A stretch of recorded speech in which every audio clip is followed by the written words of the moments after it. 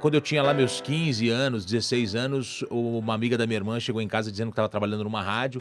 E eu falei, pô, que massa, queria ir lá dar uma olhada, queria conhecer e tal. Fui, me apaixonei, me encantei, me ofereci para ficar atendendo o telefone de fim de semana na rádio, dando prêmio e tal.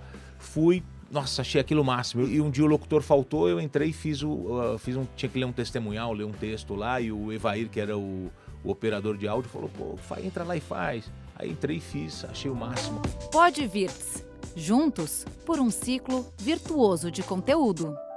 O teu podcast é de novidades promissoras, iniciativas positivas, ações solidárias e entrevistas inspiradoras. Esse é o Podvirts, o lado bom de tudo. Eu sou a Camila Busnello e ele, mais que jornalista, é um apaixonado por jornalismo, de preferência aquele jornalismo de grandes coberturas televisivas. Grandes na importância e na quantidade de horas que ele é capaz de ficar ao vivo, trazendo informação e informação de qualidade em momentos decisivos para o nosso país e para o mundo. Ele devia até ser nome de matéria em faculdade de jornalismo. É uma honra conversar com você, Reinaldo Gotino. Tudo bem, Camila? Obrigado. Prazer é meu. Obrigado pelas palavras. Ô Gotino, bom, você sabe que o seu trabalho se destaca em várias frentes, mas em transmissões ao vivo de grandes coberturas, é isso que você mais gosta de fazer dentro do jornalismo? Eu gosto muito dessas grandes coberturas. A gente já fez algumas juntos na TV. E você sabe como é importante você prender a atenção do público. Então, eu acabei digamos, me especializando nessa área. Quando tem uma cobertura ao vivo, uma grande cobertura, um grande acontecimento, eu consigo manter a tranquilidade, eu consigo organizar as ideias, eu consigo segurar ali. Eu já participei de muitas grandes coberturas e já cheguei a ficar 16 horas no ar, né? Então, assim... Com qual cobertura? Eu preciso lembrar aqui, mas uma das mais longas foi aquele acidente que aconteceu no metrô Pinheiros, o buraco do metrô. A cratera do metrô. Foi uma metrô. loucura aquilo. Então, nós ficamos um domingo, eu vou arriscar aqui, que a gente começou às 7 da manhã e só saiu do ar na noite de domingo. E primeiro lugar de audiência, uma coisa, uma cobertura... Eu lembro, sabe que eu lembro a audiência desse dia? Mais de 22 pontos de audiência ao longo de todo o domingo. Foi uma grande cobertura mesmo. E você falou em organizar as ideias e ter tranquilidade para lidar com as informações. Nem sempre, quando a gente está lá ao vivo, fazendo uma cobertura, você recebe tantas informações para conseguir ficar tanto tempo no ar falando sobre aquele fato. Como que você faz para lidar com aquela pouca informação do momento, né, que a própria notícia não te dá tanta informação, e desenvolver todo aquele raciocínio ao vivo?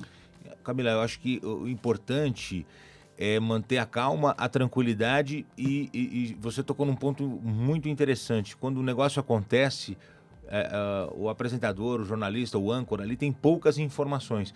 Então, o que eu sempre tento fazer? Organizar para passar essas informações tranquilamente para quem está assistindo, e eu vou dividindo por etapas, né? Eu organizo na minha cabeça, por exemplo, localização. Quando eu vou falar da localização, eu tento colocar todas as informações que eu tenho sobre a localização. Por exemplo, no acidente do metrô.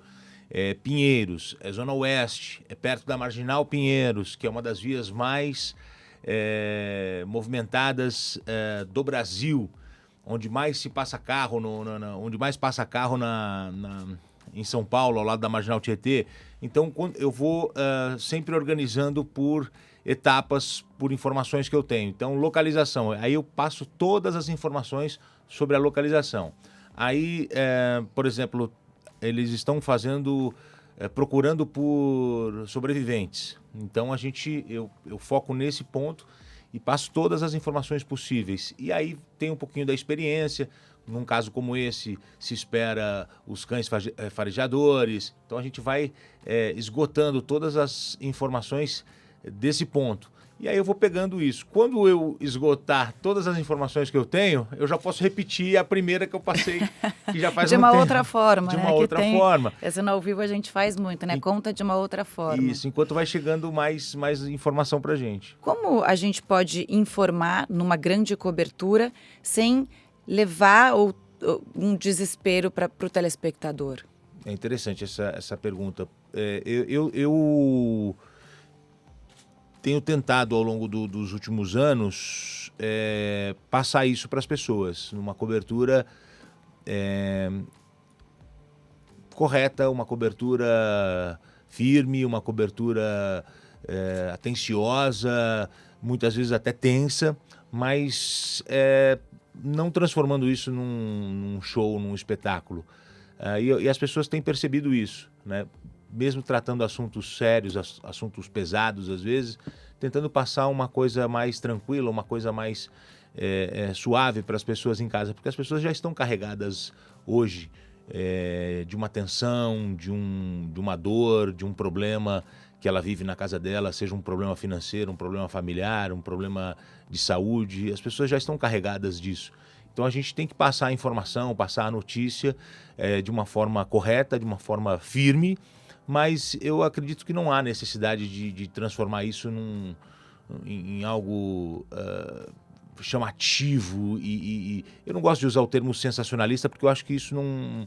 Esse termo, na verdade, nem existe. Acho que esse termo foi criado para dividir uns e outros, né? Tem emissoras de televisão hoje que transformaram o coronavírus em algo que só existe isso. Não existe apenas isso. Isso é muito sério, isso é muito importante, acho que é um dos momentos mais importantes da nossa geração, mas histórico até. Existe outro assunto, existe outros temas importantes, relevantes também, que precisam ser abordados. Então, eu acredito que esse termo que as pessoas usam, né, não deve ser aplicado. Você está dizendo, né, que a gente está na pandemia, obviamente, já meio que 4 meses depois de ficar, a gente já ficou confinado em casa, a gente já sofreu com ansiedade, e a gente agora, aos poucos, voltando ao normal, mas levar a notícia de uma forma leve para o telespectador é super importante. E as notícias boas, onde elas ficam aí? É importante a gente Sim. conseguir, no meio também de uma pandemia, falar de coisas boas, né? Estamos aqui para isso, inclusive. Eu acho que é fundamental falar de coisas boas neste momento. Tanto é que se a gente observar como aumentou o atendimento de psicólogos através da internet, né, atendimento online, de pessoas que precisam conversar, de pessoas que precisam desabafar. Tem muitas pessoas que estão presas em casa, não saem por nada, por medo. A pessoa não sai nem para comprar algo que ela poderia fazer e ela não faz. Então, eu acho importante a gente abordar temas, notícias positivas, boas notícias, levar isso para as pessoas. Como foi chegar até aqui hoje, Balanço Geral, líder de audiência, você com o seu público fiel, que gosta bastante de você e te segue por onde você for, e você inspirando também o seu público. Conta um pouco da tua carreira e como foi chegar até aqui. Bom, eu comecei, eu sempre fui apaixonado por comunicação, sempre fui apaixonado por ouvir rádio. Eu, com 12, 13 anos, eu não queria um videogame de presente, eu queria um radinho de pilha. Que fofo. Então, a minha mãe me deu um radinho de pilha que eu gostava de ouvir antes de dormir, assim, eu ficava ouvindo. Tinha um programa de humor que chamava Turma da Maré Mansa, que eu gostava de ouvir. E aí, quando eu tinha lá meus 15 anos, 16 anos, uma amiga da minha irmã chegou em casa dizendo que estava trabalhando numa rádio. E eu falei, pô, que massa, queria ir lá dar uma olhada, queria conhecer e tal. Fui, me apaixonei, me encantei, me ofereci para ficar atendendo o telefone de fim de semana na rádio, dando prêmio e tal. Fui, nossa, achei aquilo o máximo. Chegava pauta também, né? Isso. Você tem que ter essa sensibilidade Gente que liga quando você sempre. sente. Você já faz essa ponte com a pessoa. Conta um pouco mais. Você lembra de alguma ligação dessas? Então, todo mundo lembra o que estava fazendo quando o Ayrton Senna morreu, né? Em 1994. Eu estava na rádio. Eu estava lá na rádio. E aí, como é que foi? Então, assim, eu acho muito interessante. E eu comecei a atender telefone E um dia o locutor faltou, eu entrei e tinha que ler um testemunhal, ler um texto lá, e o Evair, que era o operador de áudio, falou, pô, entra lá e faz. O dono da rádio ligou lá para saber, pô, quem que é esse que entrou no ar e tal. Aí o Evair explicou, o cara pediu para falar comigo no telefone. Eu falei, não tinha ninguém aqui para entrar, tinha que ler um texto, eu entrei. Mas ele falou, o que você faz? Eu falei, sou office boy, trabalho no banco, eu trabalhava no banco econômico. Aí, pode falar agora porque o banco já fechou, não é propaganda. E aí o dono da rádio pegou e falou assim, pô, eu gosto de gente assim, vem falar comigo na segunda que eu vou te contratar. E o cara me contratou, eu comecei a trabalhar na rádio. E aí eu entrava no ar direto, tal, aí fui fazer um curso do Senac, de preparação, tal, e acabei que legal, indo fazer Gotino. Faculdade, e aí fui trabalhar depois na CBN, depois trabalhei na TV Gazeta, até que eu parei aqui na Record. Aí você aqui também já fez bastante coisa, Sim. né? Lembra que a gente apresentou juntos o SP Record, Record. Era SP Record o nome, né? Do programa, muito bom. E o Balanço Geral, como é para você? Ele é muito diferente do que você fez até agora. Ele é um programa onde ele conta boas histórias, né? Ajuda muita gente, mas ao mesmo tempo ele também tem uma pitada de humor ali com a Venenosa. E você, o Lombardi, tem um super entrosamento, a Isso. Fabiola. Enfim, como vocês chegaram nesse formato de sucesso que é o Balanço Geral? Então, eu acho que o Balanço ele foi se formando com a gente ali, um novo estilo, né? O programa ele tinha uma cara, tinha uma roupagem, e eu, o Lombardi e a Fabiola, a gente acabou tendo um entrosamento, uma química muito grande, e a gente acabou indo por um caminho que deu super certo. Agora, na minha volta pro Balanço Geral, a gente está buscando retomar isso, né? Trazer as histórias, trazer... É uma revista eletrônica diária, né? São quase 3h30 de programa todos os dias. Olha, eu quero falar aqui para quem ouve a gente que o Gotino, você entra no ar meio-dia... 10 para meio-dia. 10 para meio-dia. Ele chega aqui na emissora todos os dias, 7 da manhã, né? 7h30. 6h30 hoje. 6h30. Então não é à toa esse sucesso, porque a gente sempre comenta, né? Quando a gente fala do Gotino no programa, ou como é a preparação para você ficar 3 horas no ar ou 1 hora no ar, que você vem, se prepara e participa do começo. Então, eu participo diretamente da produção do programa, a gente faz o programa com várias mãos ali, né? Tem o Ronald, tem o Caio que está de férias agora, tem o nosso diretor, o Per Antunes, e a gente vai trabalhando em cima do programa. E com a Venenosa a mesma coisa, eu escrevo as cabeças, a Fabiola escreve os textos e a produção vai atrás dos áudios, dos vídeos, das fotos. E eu acho que isso é importante para o programa, porque a gente está por dentro do assunto, a gente não chega ali sem saber o que está falando, né? Então eu acho que isso é importante e o público sente isso, né? Quando você está por dentro do tema, quando você fala com mais propriedade, as pessoas se sentem mais seguras. Você ganha a confiança do público. Isso. Como é a troca com o seu público hoje, Gotino?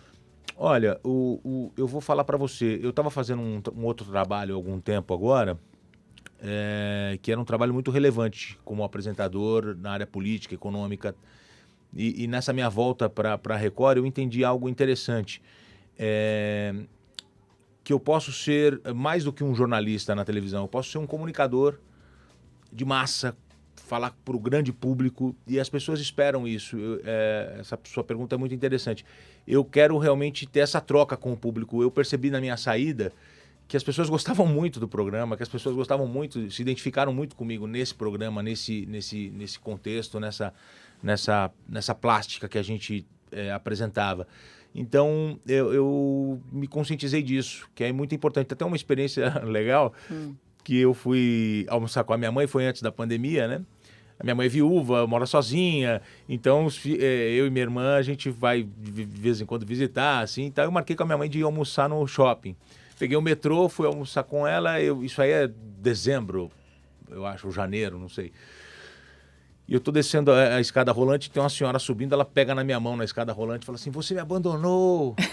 Ficou bravo, levou bronca. Você me abandonou, eu assistia você todo dia. E eu olhei e falei, senhora, ela segurou, ainda me deu um tranco assim no braço. Eu falei, senhora, vai me machucar. Ela falou, eu queria você na Record. Então, eu nesse tempo, eu pensei muito sobre isso. E essa identificação com o público, de você realmente ter essa responsabilidade de todo dia levar algo interessante para as pessoas que estão em casa. Isso é legal que você falou, né? De não ser só um jornalista ou apresentador, mas você ser um comunicador, atingir um público de massa. É bem interessante, porque é aí eu acho que vem o destaque, né? Porque jornalista a gente sabe que tem bastante, mas comunicador, um bom comunicador, eu acho que falta. Então eu torço para que você consiga tudo o que você queira. Agora, eu sei que você adora esporte. Passou pela tua cabeça, numa época, migrar para o esporte?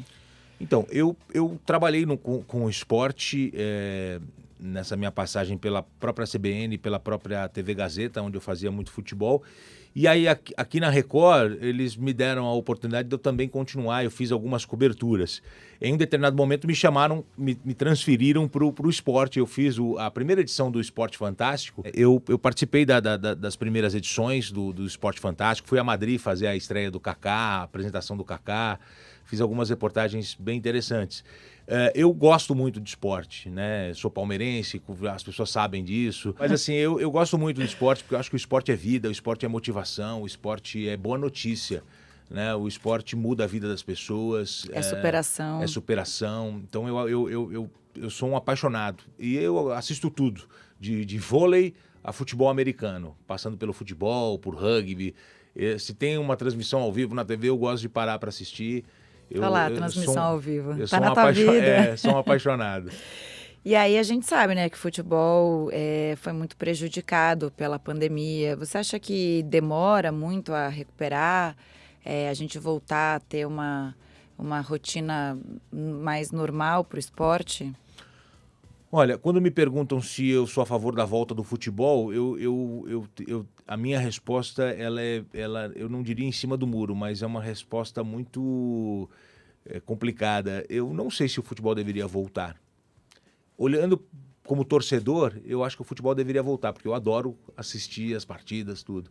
Mas eu tenho ainda um pouco de preocupação em relação ao retorno. Acredito que na torcida é praticamente impossível agora, mas eu ainda tenho um pouco de receio. Então estou abrindo o coração aqui, falando mesmo. Não sei se deveria voltar. Como torcedor, puxa, que legal que volta, para a gente poder ter os jogos, assistir e tal, é um bom entretenimento. Mas eu não sei. Acredito que esses são novos tempos, que as pessoas vão ter que manter essas medidas até que se encontre a vacina. Ô Gotino, e as redes sociais? Como é a sua relação com as redes sociais e a sua relação com o seu público? Você chega a discutir causas humanitárias com frequência? É uma responsabilidade, uma vontade? Você faz isso porque você tem prazer em ajudar? Conta um pouco mais. Olha, eu acho a rede social muito interessante, embora eu faço as publicações, eu tento colocar coisas positivas, inclusive estou sempre em contato com o pessoal da ONU, da Unesco, com eventos bem interessantes. Mas assim, eu tenho ficado cada vez menos nas redes sociais, porque as pessoas, infelizmente, hoje tem muita gente que está lá só para agredir, só para acusar, só para colocar coisas negativas. Então é uma coisa que tem me entristecido um pouco, né? As pessoas conseguem olhar somente o negativo, o ponto fraco. Então eu acho uma coisa muito ruim. Então eu tenho feito as publicações, tento fazer o meu mundo positivo, conversar com as pessoas que estão ali, mas tentando tirar um pouquinho das pessoas negativas, porque tem muita gente chata no mundo. Não sei porque vai lá, é só deixar de seguir a pessoa, não precisa ficar lá criticando, e às vezes tem um discurso de ódio mesmo, né? Gotino, agora eu queria saber alguma história que te inspirou na vida. Uma história que me inspirou, Paralimpíada de 2004, sala de imprensa, judoca brasileiro. O repórter pergunta para ele: você enxergava, você viveu 2 tragédias e ficou cego. Você não tem raiva de Deus? Aquele judoca Antônio Tenório um dos maiores medalhistas do Brasil vira naquela sala de imprensa e fala assim: eu ter raiva de Deus? Eu era um menino que vivia cortando cana e eu só via o canavial. Até que eu tive um problema no olho e fiquei cego. Saí para brincar com os meus amigos e um amigo me acertou com um estilingue e uma mamona no outro olho. E ele ficou completamente cego. E ele falou: se eu não tivesse ficado cego, eu estava vendo cana até hoje. Era a única visão que eu ia ter. Hoje eu estou aqui em Atenas, na Grécia, berço da civilização. Acabo de ganhar uma medalha de ouro, representando o meu país. Eu não vejo o mundo, mas eu sinto o mundo. Então eu não tenho aqui raiva de Deus ou uma tristeza de Deus. Eu tenho um agradecimento. Foi emocionante. Nossa, eu tô inteira arrepiada. E todas as pessoas ficaram encantadas com isso. Eu nunca esqueci.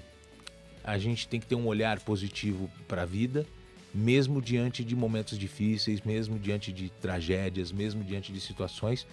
E de repente esse moço estava lá cortando cana até hoje, e não poderia representar o país dele, ganhar medalhas. Acredito que ele seja um dos maiores medalhistas paralímpicos do mundo. E esse cara encantou a todos com essa declaração. Então eu gosto de sempre contar essa história. Lindo, lindo, adorei. E para encerrar, a gente tem uma tradição aqui no nosso Pod Virtus, que é perguntar para o nosso entrevistado o futuro em uma palavra. Para o Gotino, que palavra é essa? Futuro em uma palavra. Eu vou escolher a palavra comunidade. A vida ela é feita em comunidade. As pessoas precisam entender. No meio dessa pandemia, a gente descobriu que não adianta você ter 2 bilhões de reais na sua conta ou 100 milhões de reais na sua conta. Você vai precisar que o rapaz da moto venha entregar a comida na sua casa. A gente precisa do cientista que está lá estudando enquanto a gente está em casa. A gente precisa do cientista, a gente precisa do entregador, a gente precisa do rapaz que vai recolher o lixo, porque a gente está produzindo mais lixo em casa, menos lixo na empresa. Então, a vida em comunidade ela é uma realidade. As pessoas precisam entender isso. O conceito de viver em grupo, de ajuda ao próximo, de viver com pessoas, em pessoas. A gente precisa entender isso, que as pessoas são importantes.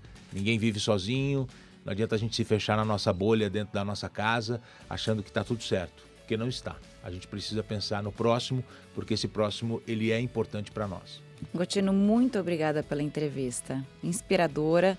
Você, mais sucesso na tua vida. Obrigado, sucesso. Valeu pelo convite. Corre aí para a reunião de pauta agora. Valeu. Essa foi mais uma edição do Pod Virtus, o lado bom de tudo, um podcast para propagar iniciativas positivas, ações solidárias, novidades promissoras e entrevistas inspiradoras, como essa do Reinaldo Gotino. Obrigada, até a semana que vem e lembre-se, esse programa faz parte da família R7 de podcasts. Todos os dias tem novidades para você no r7.com/podcast. Tchau, tchau.